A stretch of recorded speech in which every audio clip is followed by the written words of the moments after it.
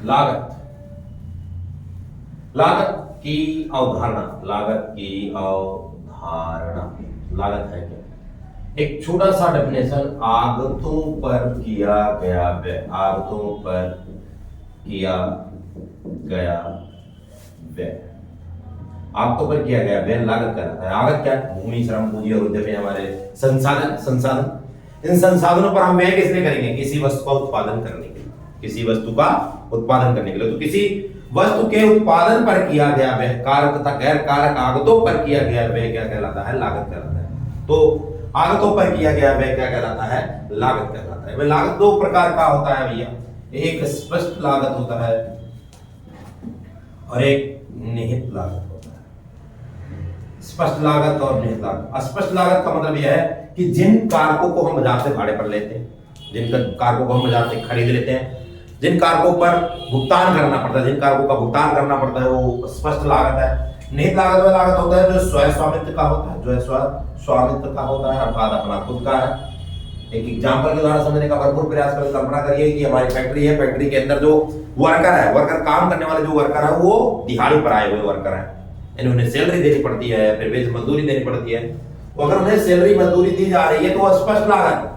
लेकिन अगर वही वर्कर, घर के लोग ही क्या कर रहे हैं? काम कर रहे हैं, घर के लोग ही उसके अंदर काम कर रहे हैं, तो कौन सी लागत है? निहित लागत, स्वयं स्वामित्व आगतों पर किया गया है, वो निहित लागत। दूसरा एग्जांपल लेते हैं, हमारी फैक्ट्री जो है, फैक्ट्री अगर हमारी फैक्ट्री किराए पर है, उस फैक्ट्री का किराया देना पड़ता है, तो वो स्पष्ट लागत है। लेकिन वो फैक्ट्री अपनी खुद की है और उसका किराया नहीं देना पड़ता है, वो निहित लागत है। वो क्या है? निहित लागत है। तो हमने सीखा स्पष्ट लागत और निहित लागत। फिर है विक्रय लागत। विक्रय लागत, वस्तु की बिक्री को बढ़ाने के लिए किया गया व्यय, वस्तु की बिक्री को बढ़ाने के लिए किया गया, बढ़ाने के लिए किया गया व्यय। जैसे कि विज्ञापन, जैसे कि इस पर खर्चा कर दिया जब ये विज्ञापन, अगर हम विज्ञापन पर खर्च करते हैं तो ये विज्ञापन पर किस लिए खर्च करते हैं? ताकि वस्तु की बिक्री को क्या किया जा सके? बढ़ाया जा सके। वस्तु की बिक्री को बढ़ाने के लिए किया गया व्यय, विज्ञापन पर किया गया व्यय, ये विक्रय लागत कहलाता है। विक्रय लागत क्या है? यानी वस्तु की बिक्री के, जैसे आपने मार्केट का उत्पादन कर लिया, जब तक आपके मार्केट के बारे में मार्केट में लोगों को पता नहीं चलेगा कि आपके मार्केट की एक फीचर है, क्वालिटी है, तब तक आपकी वस्तु की बिक्री नहीं होगी। तो इसके लिए आपको अपने मार्केट का क्या करना पड़ेगा? विज्ञापन करना पड़ेगा। तो विज्ञापन पर किया गया व्यय क्या कहलाता है? विक्रय लागत कहलाता है। विज्ञापन पर किया गया व्यय क्या कहलाता है? विक्रय लागत कहलाता है। आगे बढ़ेंगे हम, आगे बढ़ेंगे हम भाई, अल्पकालीन लागत। अल्पकालीन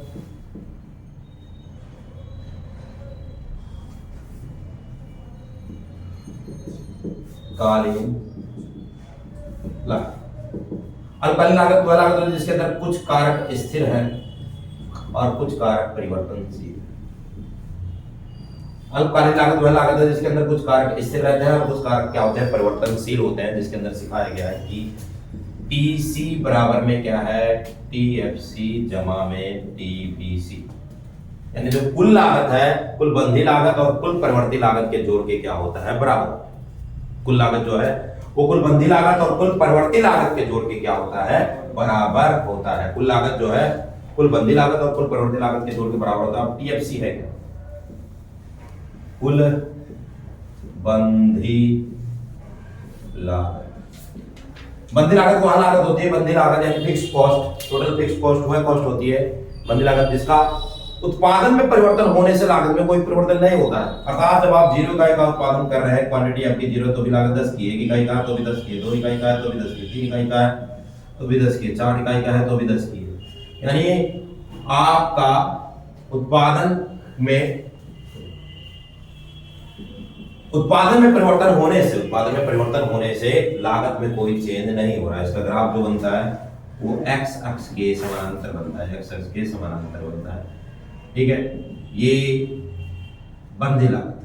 ये कौन सी लागत है? बंधी लागत, जिनका उत्पादन में परिवर्तन होने से लागत में कोई परिवर्तन नहीं होता। अगले लागत के बारे में सीखते हैं, टीबीसी। टीबीसी क्या? कुल परिवर्ती लागत, कुल परिवर्ती लागत, total variable cost. Total variable cost यानी कुल परिवर्तित लागत वह लागत होता है जिनका उत्पादन में परिवर्तन होगा, तो लागत में भी क्या हो जाएगा, परिवर्तन हो जाता है। जैसे उत्पादन, जिनका उत्पादन में परिवर्तन होगा लागत में परिवर्तन हो जाता है, जैसे कि बिजली का बिल, कच्चे माल की लागत, श्रमिकों की मजदूरी, अस्थायी श्रमिकों की मजदूरी, तो ये परिवर्तित लागत है। अगर हम यूज का, इसमें के अंदर क्या होता है, अगर कंजप्शन होता है तो ही लागत आएगी, अदरवाइज लागत नहीं आएगी।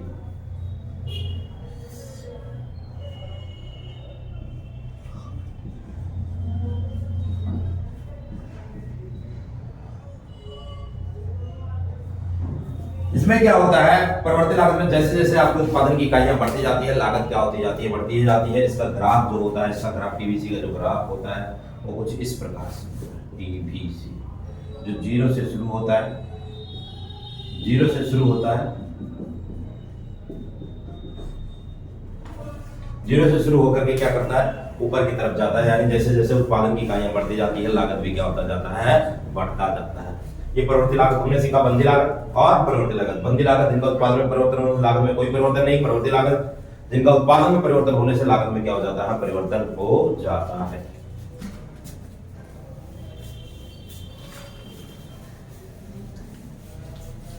आगे हम सीखेंगे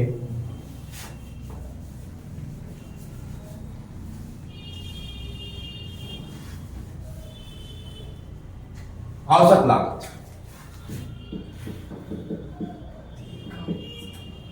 औसत लागत एसी, एसी बराबर में होता है टीसी अपॉन में क्यू, प्रति इकाई लागत। क्या, प्रति इकाई लागत, प्रति इकाई लागत औसत लागत कहलाती है। उत्पादन की प्रति इकाई लागत औसत लागत कहलाती है। एक इकाई का उत्पादन करने में, एक मार्कर का उत्पादन करने में कितने की लागत आ रही है, तो उत्पादन की प्रति इकाई लागत क्या कहलाती है, औसत लागत कहलाती है।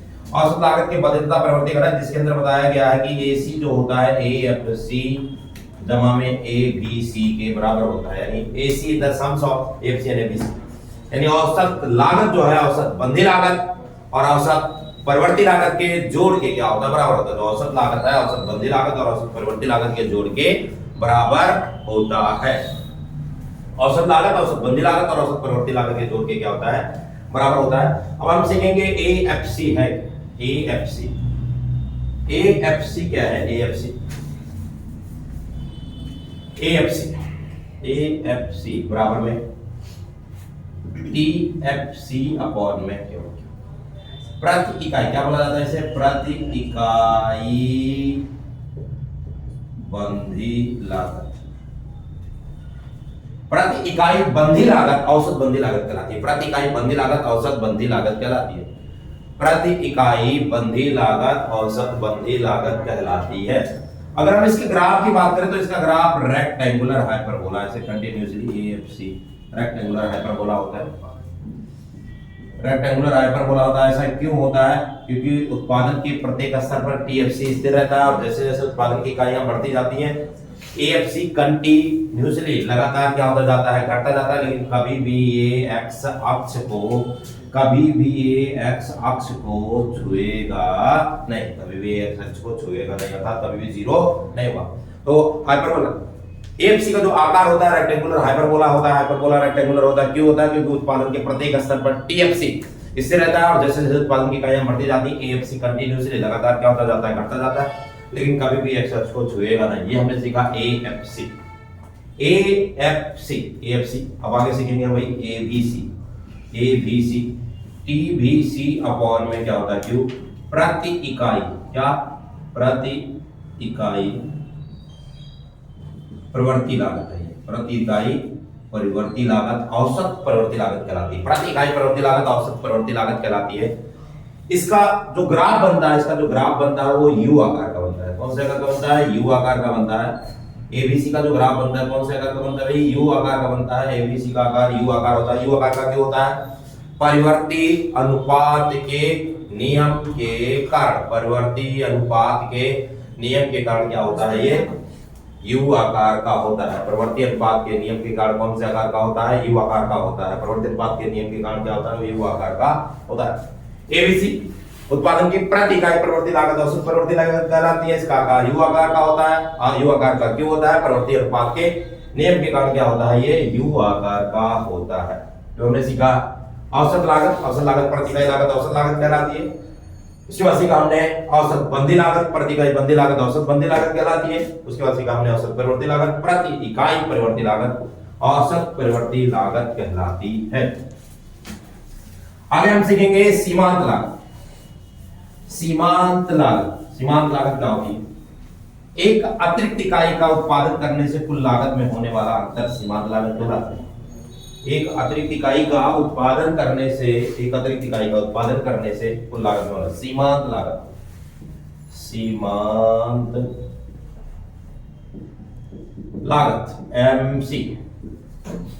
MC marginal cost. एक अतिरिक्त इकाई का उत्पादन करने से कुल लागत में होने वाला अंतर एमसी बराबर में होता है टीसी एन माइनस में टीसी एन माइनस में 1। एक और फार्मूला था टीबीसी एन माइनस में टीबीसी एन माइनस में 1 डेल्टा टीसी अपॉन में डेल्टा क्या। ये तीनों एमसी के ही फार्मूले। एमसी एक अतिरिक्त इकाई का उत्पादन करने से कुल लागत में होने वाला अंतर है। एक अतिरिक्त इकाई का उत्पादन करने से कुल लागत में होने वाला अंतर सीमांत लागत कहलाता है। इसका जो आकार होता है वो भी यू आकार का होता है। कौन से आकार का होता है? यू आकार का। एमसी का भी आकार यू आकार का होता है। यू आकार का क्यों होता है? यू आकार का क्यों होता है? ये भी परिवर्ती अनुपात के नियम के कारण ही क्या होता है? यू आकार का होता है। परिवर्ती अनुपात के नियम के कारण भी क्या होता है? यू आकार का होता है। तो ये सीमांत लागत एक अतिरिक्त इकाई का उत्पादन करने से कुल लागत में होने वाला अंतर सीमांत लागत कहलाता है। सीमांत लागत का आकार कौन से आकार का होता है? यू आकार का होता है। परिवर्ती अनुपात के नियम के कारण क्या होता है? यू आकार का होता है। परिवर्ती अनुपात के नियम के कारण यू आकार का होता है। आगे हम पढ़ेंगे एसी और एमसी में संबंध। एसी और एमसी में संबंध। एसी और एमसी में संबंध।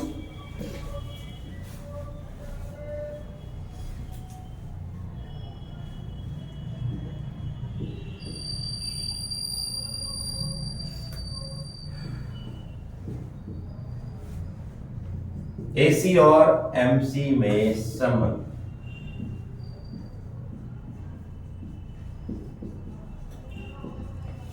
एसी और एमसी में संबंध क्या है? फर्स्ट है जब एसी अधिक होता है एमसी से तब एसी घटता है। सेकंड स्टेज जब एसी बराबर में एमसी होता है तब एसी न्यूनतम होता है। तब एसी न्यूनतम होता है। थर्ड स्टेज जब एसी लेस देन एमसी होता है तब एसी बढ़ता है। अब ग्राफ में देखते हैं। पहला पॉइंट जब एसी देखो एसी ऊपर है एमसी नीचे है। जब एसी एमसी से अधिक होता है तो एसी घटता है। यहाँ पर एसी एमसी बराबर हो रहा है तो यहाँ पर एसी क्या होता है? न्यूनतम होता है। फिर जब एसी देखो कम है और एमसी क्या ऊपर है, जब एसी एमसी से कम होता है तो एसी क्या हो रहा है? बढ़ता है।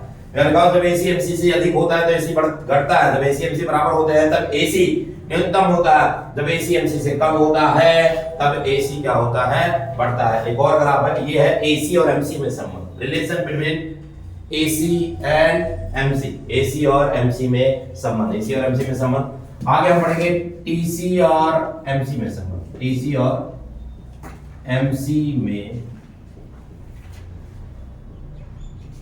संबंध। टीसी और एमसी में संबंध क्या है? टीसी और एमसी में संबंध क्या है? टीसी और एमसी में संबंध क्या है वो पढ़ेंगे हम।